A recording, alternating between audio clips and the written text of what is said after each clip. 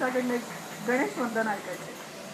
अवघा आनंदी आनंद या अल्बम मधलं नीरजा तळपटे यांनी लिहिलेलं एक गाणं आहे ते. जरूर.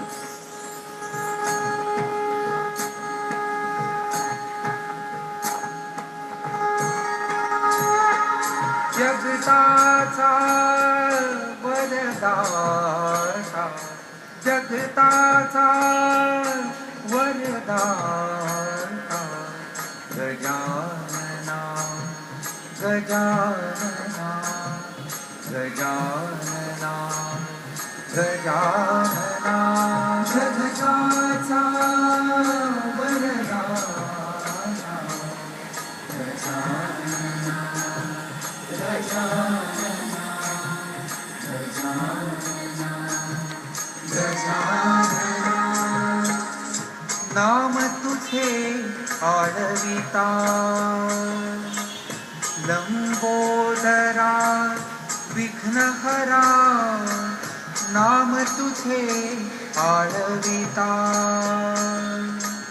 लंबोदरा विघ्नहरा तव चरणी मम माथा तव चरणी मम माथा गजानना गजानना गजानना गजानना पीत पीतांबर गटी में खला नाचत येई मनी प्रार्थना पीत पीतांबर गटी में खला नाचत येई मनी प्रार्थना आशिषा तू देई सकला आशिषा तू देई सकला गुण गौरव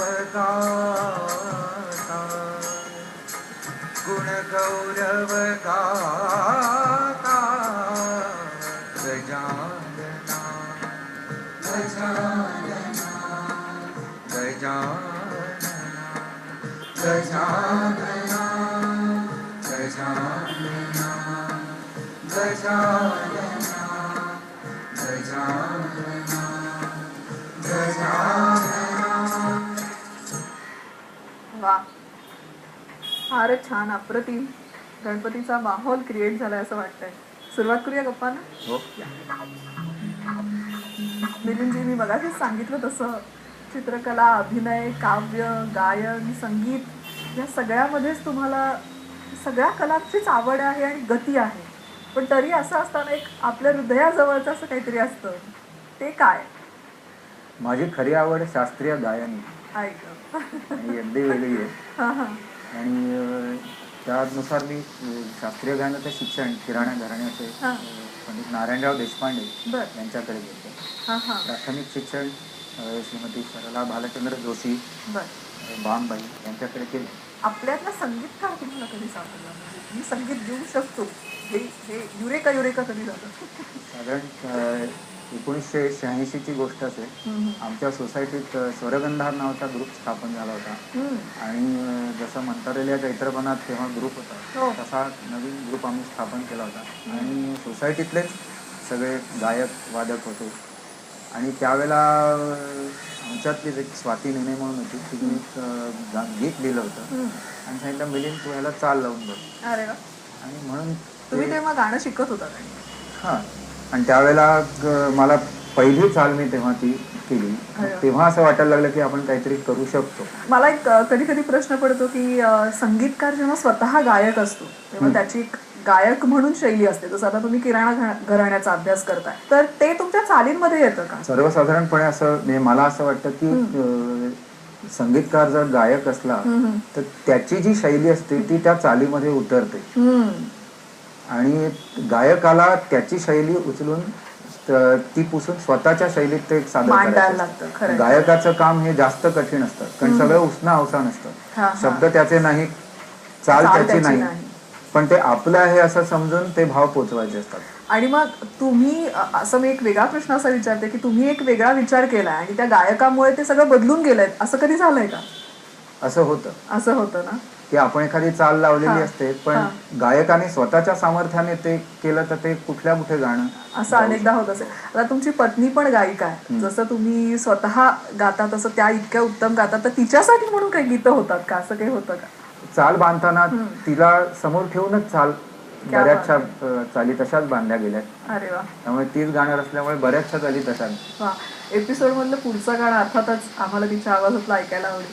जर कोणाचं गाणं? सूर अंतरात नव्हे या अल्बम मधलं कैलासवासी नितीन आखवे आमचा मित्र, हो. अरे वा. तर त्याने मी मूळ हिंदी गाण्याला ती चाल लावली होती, हा. पण नंतर असं ठरलं की ती चाल आपण घेऊन मराठीमध्ये गीत करूया. ओ. आणि नितीन आखवेने ते खूप सुंदर गीत तयार केलं. क्या बात आहे. मला वाटतं तो आता नाहीये, त्याला ती खरी ही श्रद्धांजली. खरे. ऐकूया.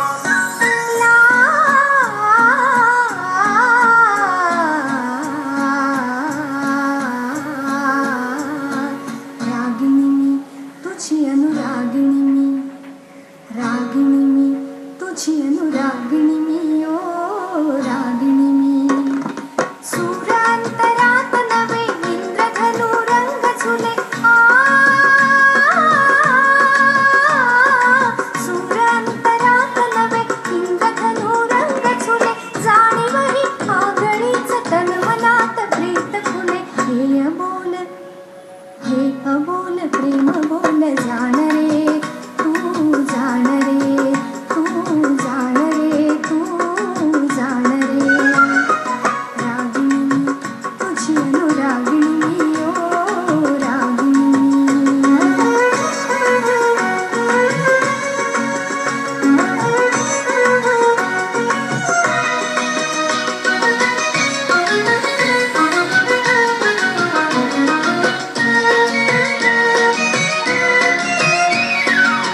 क्षण तो कल्पून जाते मी लाजून, फुलतो श्रावण, फुलतो श्रावण. नादावून जाते मी वाजती नूपुर, गाती रुणझुन, गाती रुणझुन, गाती रुणझुन. मीच तुझी, मीच तुझी, मीच तुझी सखया मीच